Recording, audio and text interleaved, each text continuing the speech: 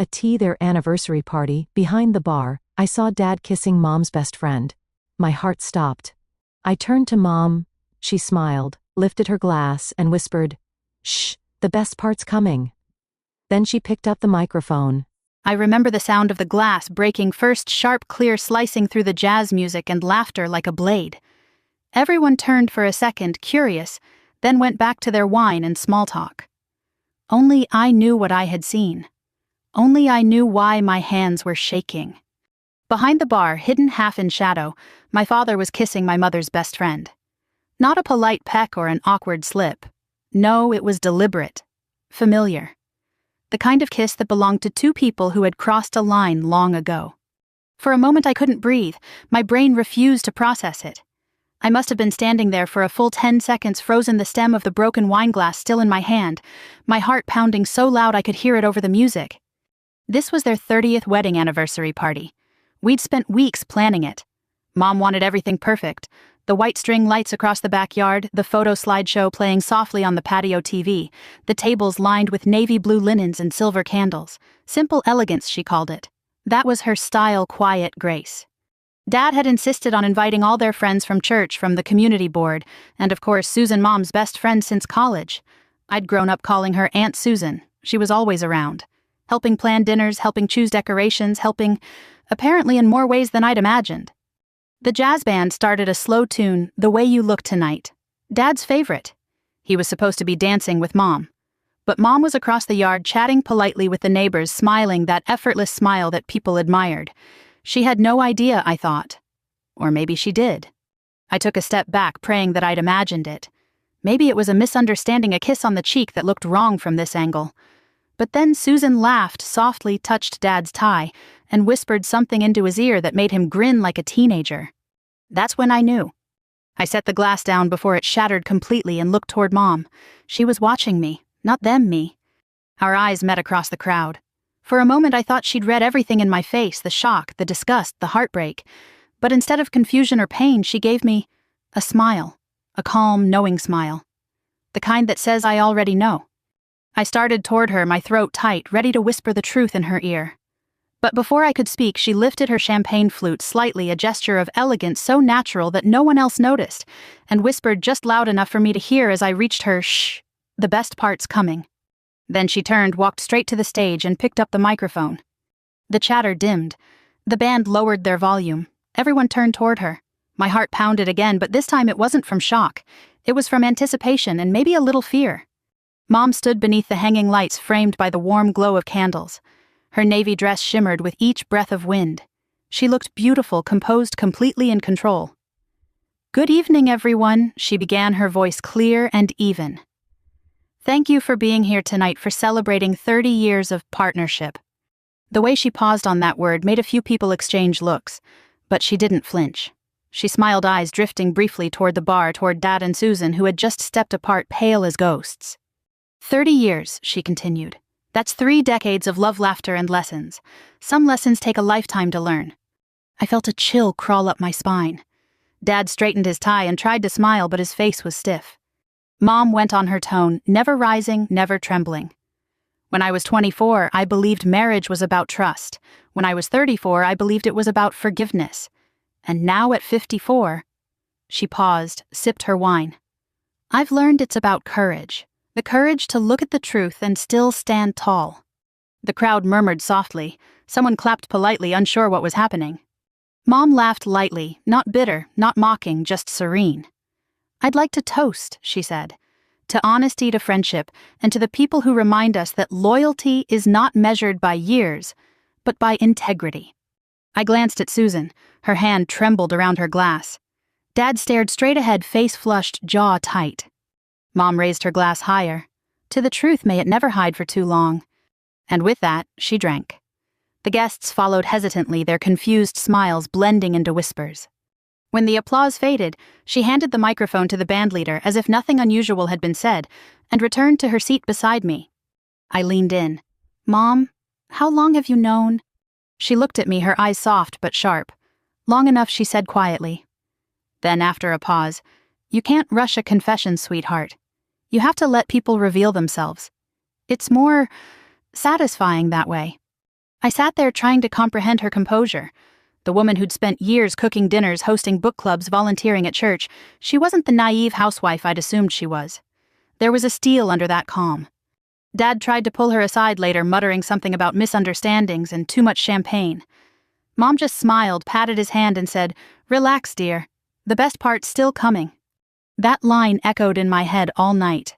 I didn't yet know what she meant.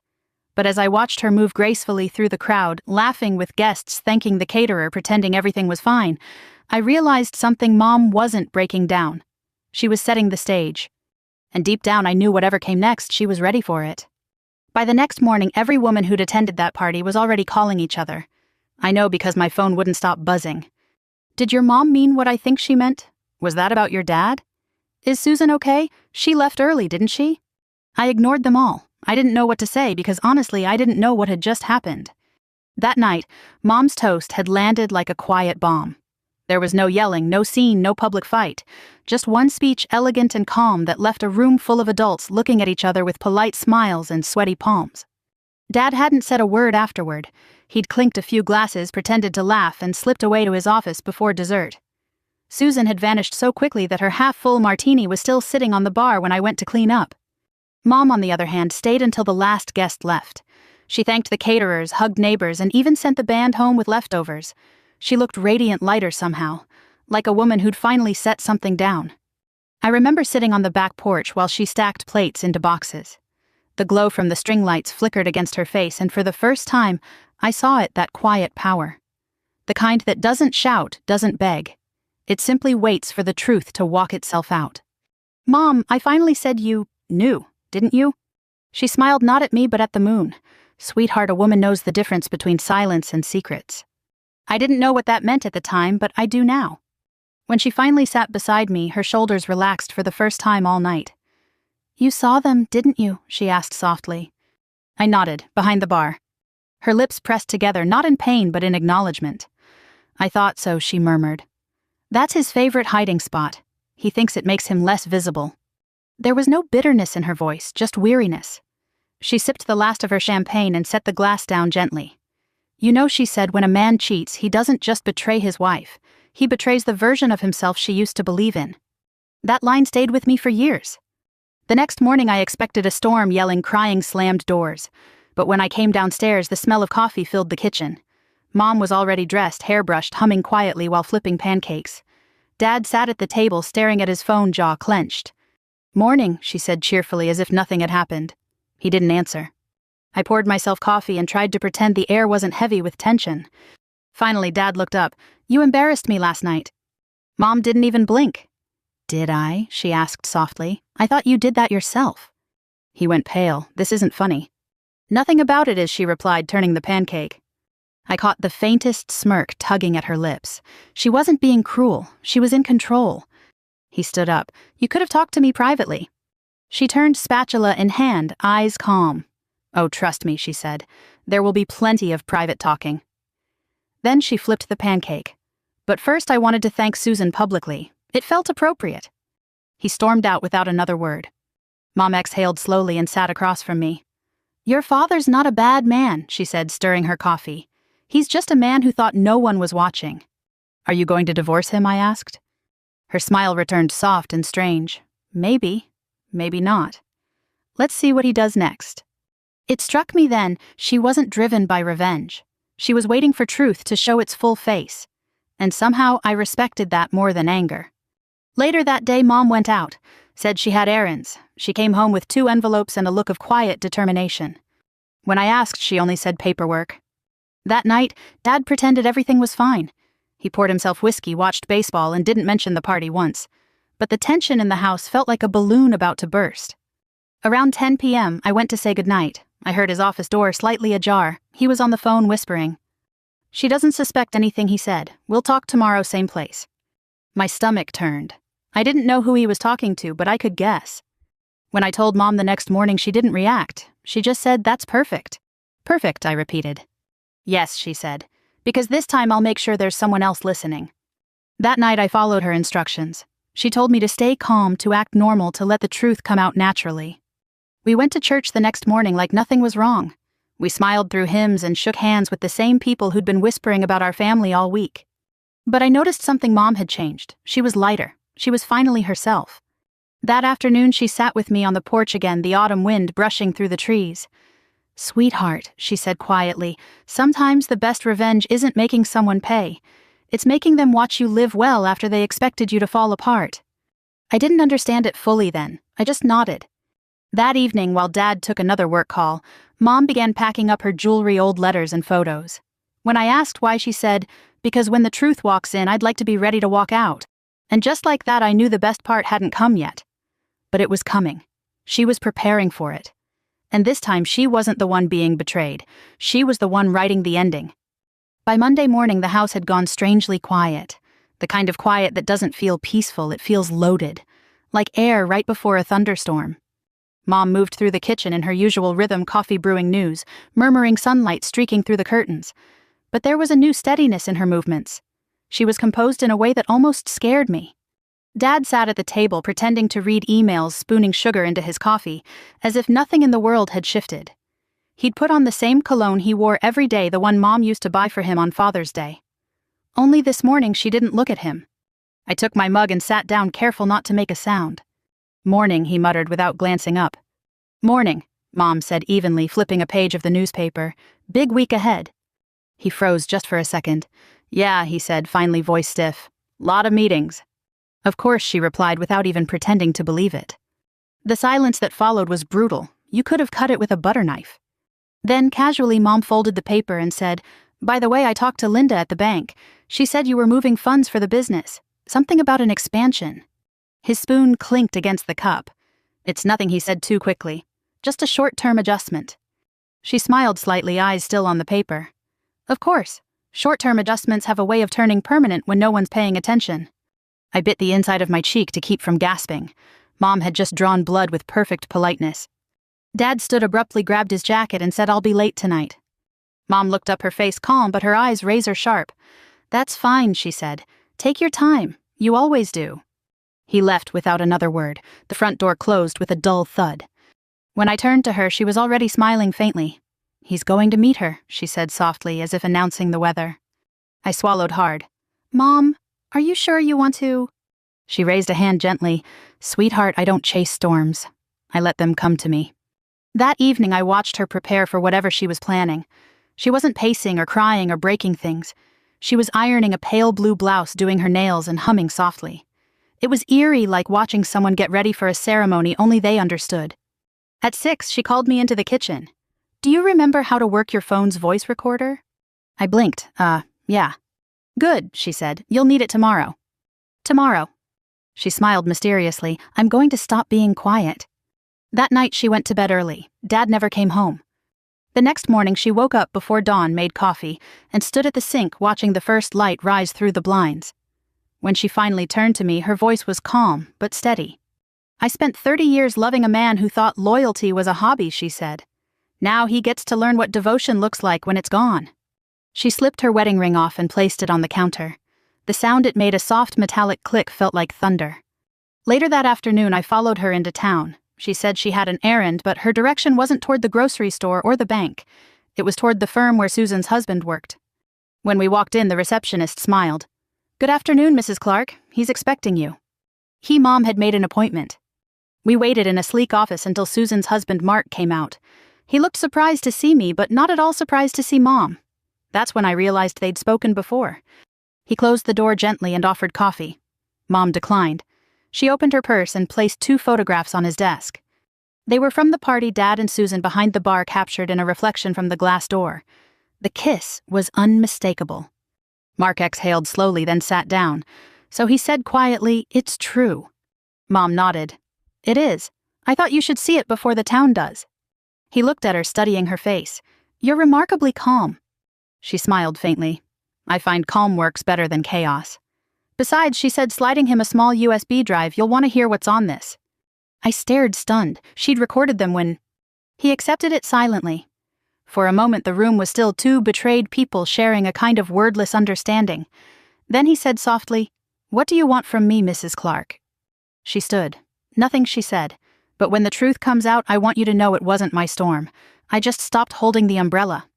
We left the office without another word. That night, Mom cooked dinner like it was any other Tuesday. Dad came home around 9, smelling of cheap perfume and guilt.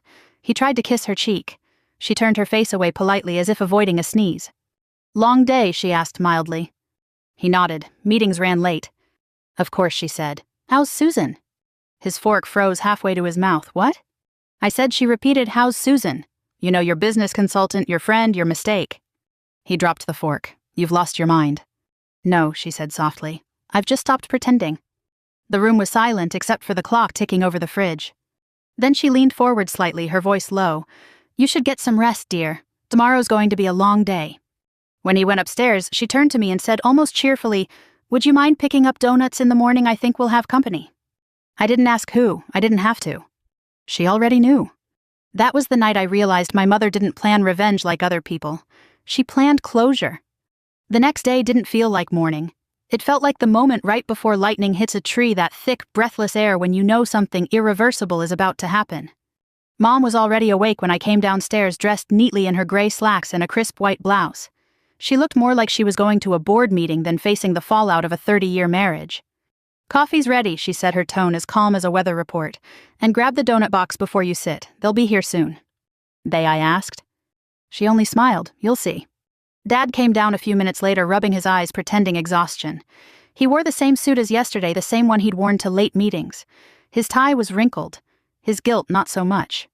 "Morning," he said flatly. Mom looked up from her tablet. "Morning. Sleep well?" "Not really." "I imagine not."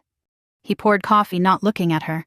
The silence that followed felt like two people sitting at the edge of a cliff, both pretending they weren't the ones who dug it. Then came the knock on the door. Dad flinched. I swear I saw it, a quick nervous twitch across his shoulders. Mom set down her cup, smoothed her blouse, and said, "Perfect timing." When she opened the door, Mark, Susan's husband, stood there. In a dark suit, holding a briefcase. He looked rested, polished, dangerous in that quiet lawyer way. "Morning, Mrs. Clark," he said, "as discussed." Dad's mug hit the table hard enough to spill coffee across the wood. "What the hell is this?" he demanded. Mom's smile didn't waver. "Mark and I have some paperwork to go over. I thought it'd be easier to do it here." "Paperwork? You went to him?" She turned her eyes soft but firm. "Oh, don't sound surprised. You went to his wife." For a full 5 seconds, no one breathed. Then she gestured politely. "Sit down, both of you." Mark opened the briefcase and placed 2 folders on the table. "Mrs. Clark and I have been coordinating a few things: joint property interests, investment statements. Given recent events, it's best if we clarify ownership before matters get messy." Dad looked from one to the other, completely thrown. "You're serious?" "Completely," Mom said, sipping her coffee. I sat quietly, my heart racing.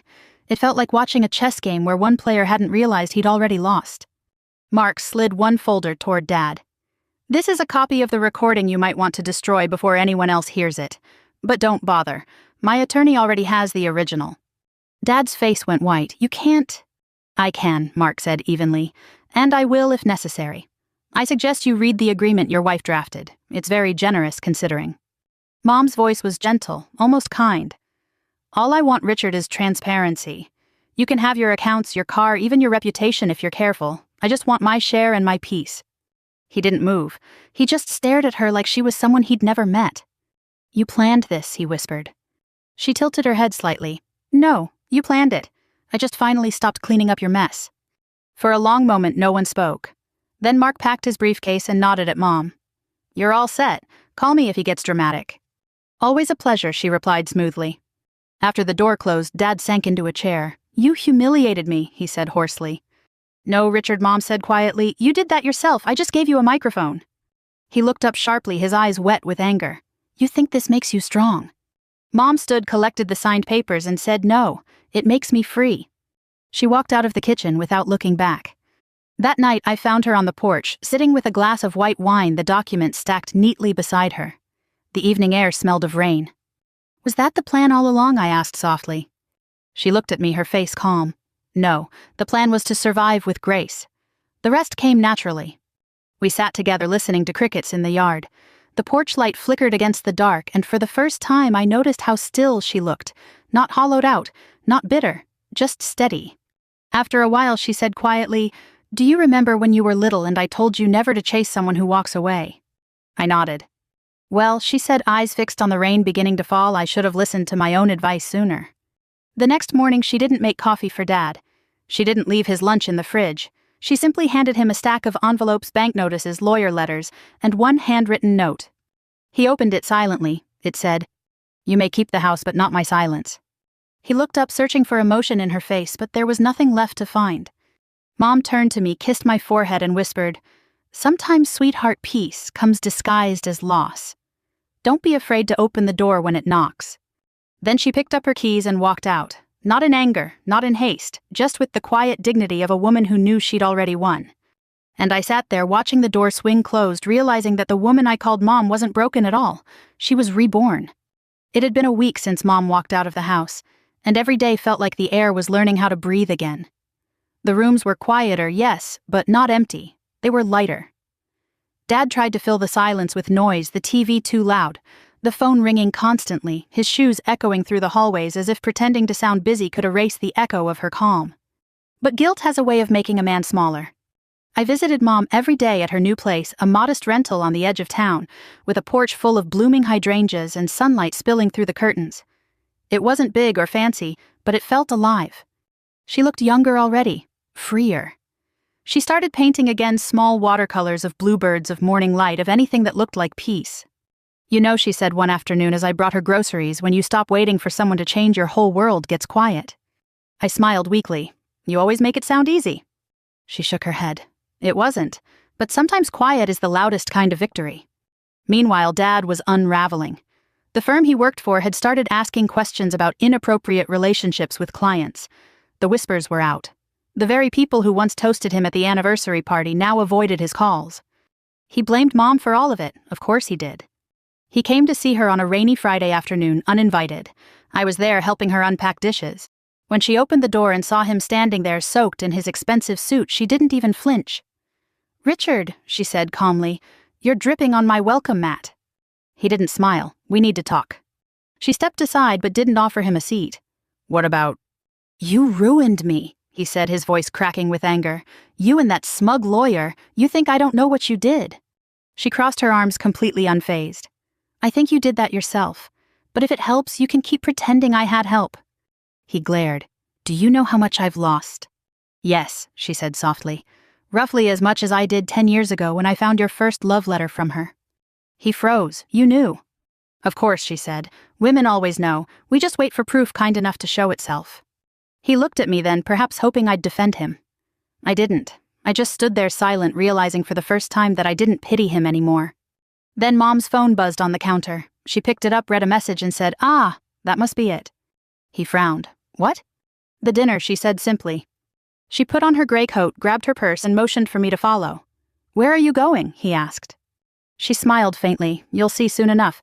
The dinner was a charity banquet downtown, one she and Dad had both helped organize months earlier before everything fell apart.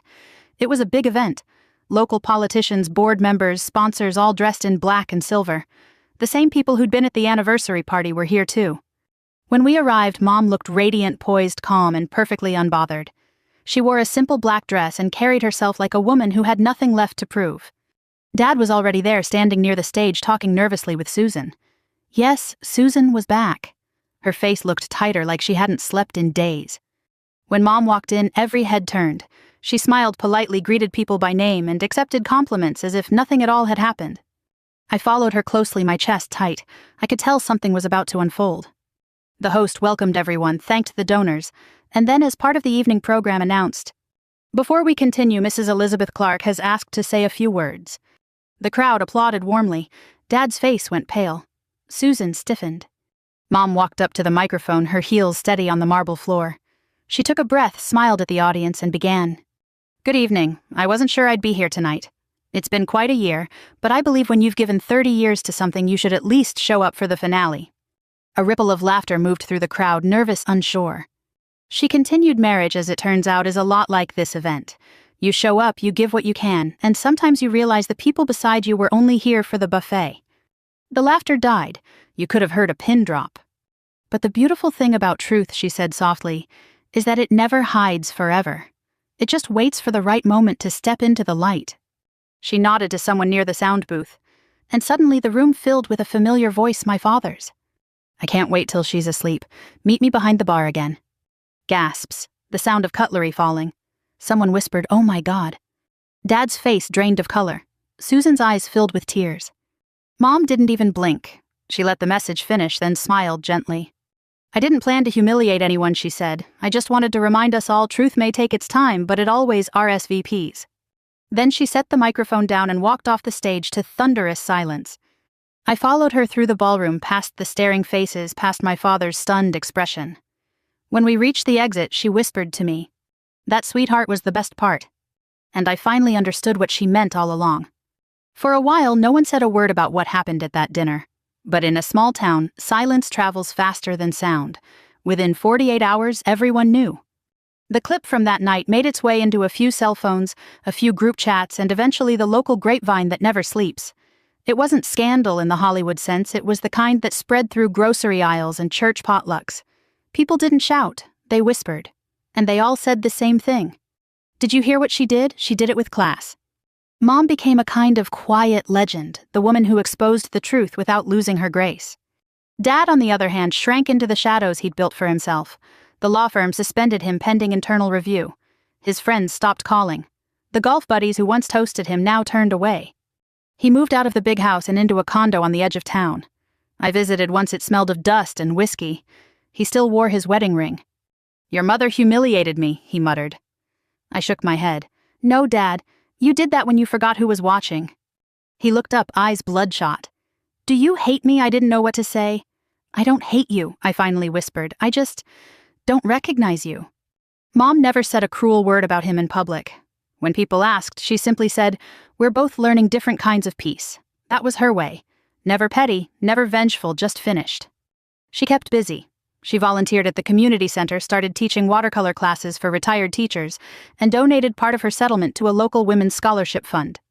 When I dropped by one evening, she was sitting on the porch, surrounded by her paintings, soft blues, gentle pinks, scenes of calm water and light. "Mom," I said, "how do you stay so calm after everything?" She smiled, eyes tracing the horizon. "Because anger ages you, sweetheart, but peace keeps you young." I laughed softly. "You sound like a preacher." She shrugged. "Maybe I'm just someone who finally stopped living for applause." Later that week, I helped her box up old photos from the house. We found one of her and Dad on their wedding day, 2 kids barely older than I am now, smiling like the world would always be kind. She stared at it for a long time, then placed it carefully in a folder labeled, "What Was?" "He wasn't all bad," she said quietly. "Just human. I forgave him a long time ago, he just didn't know it yet." That Sunday, Dad showed up unannounced. I answered the door. He looked thinner, older, his pride worn down to something fragile. "Is she home?" he asked. Mom appeared behind me holding a towel. She'd been painting again. "Hello, Richard," she said gently. He cleared his throat. "I wanted to apologize. I don't expect forgiveness. She interrupted softly.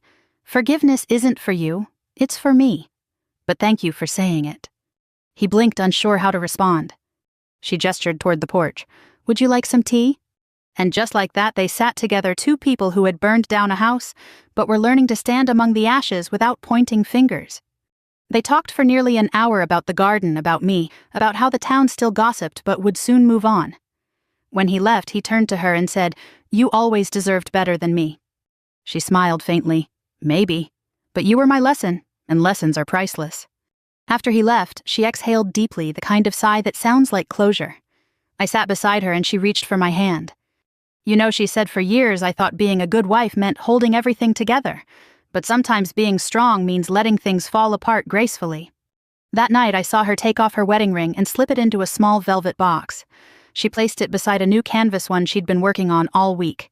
It was a painting of a shoreline, after a storm, broken branches, scattered shells, and one small patch of sunlight breaking through gray clouds.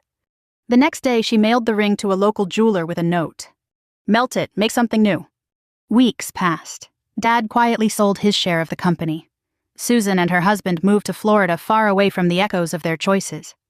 Life began to settle, but the quiet wasn't empty anymore, it was honest. One evening as we sipped tea on our porch, I asked, "Do you miss him?" Mom smiled softly. "Sometimes, but missing someone isn't the same as wanting them back. I miss who we were before we forgot what respect sounded like." I didn't say anything, I didn't need to. She leaned back, watching the sky shift from orange to deep blue. You know what the funny part is, she said. If he'd just told me the truth years ago, I might have forgiven him then. But by hiding it, he gave me time to become someone who didn't need him anymore. That line hit me like a sermon. When I left that night, she handed me the newly forged pendant made from her old ring, a small gold feather. For you, she said, to remind you that sometimes letting go isn't weakness, it's flight. And that was the last time we talked about Dad. Not because we forgot, but because we didn't need to remember in pain anymore. The truth had finally done its job. 6 months later, spring came early. The trees bloomed before the forecast said they would, and the light seemed softer somehow, the kind of light that feels like forgiveness. Mom had moved into a small cottage by the lake about 20 minutes from town. It wasn't fancy 2 bedrooms, white curtains, a front porch that creaked when the wind picked up, but it was hers. Every inch of it smelled like fresh paint, lavender candles, and second chances. When I pulled up one Sunday morning, she was already in the garden wearing an old sun hat and humming to herself as she planted herbs. She looked peaceful, not in a fragile way, but in that deep, grounded way that only comes after surviving a storm.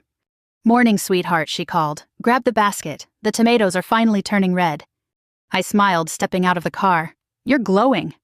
She wiped her hands on her apron and laughed. "Freedom's good for the skin." We sat on the porch with lemonade, watching the water shimmer in the distance. I'd brought mail from the old house, mostly bills and magazines, but among them was an envelope addressed in Dad's handwriting. Mom saw it immediately. Her smile didn't fade, but her voice lowered a little. I wondered when that would come. "Do you want me to open it?" I asked. She shook her head. "No, darling, I'll open it when I'm ready to read it." But after a long pause, she did open it. The letter inside was short, just 2 pages written in his careful script. He apologized for the lies, the pride, the way he'd let her carry their marriage alone while he chased his own validation. He said he'd moved to a quiet town in Maine near the coast and spent his mornings fishing, thinking about how easily a man can lose what matters most. Mom read every word slowly. When she finished, she folded the paper, set it on the table, and stared out toward the lake for a long time. Finally, she said softly, "It's strange. I waited years to hear him say sorry, but now that he has, it doesn't change a thing. I forgave him before he even knew he needed it." She reached for her lemonade, smiling faintly. "That's the gift of surviving betrayal, sweetheart.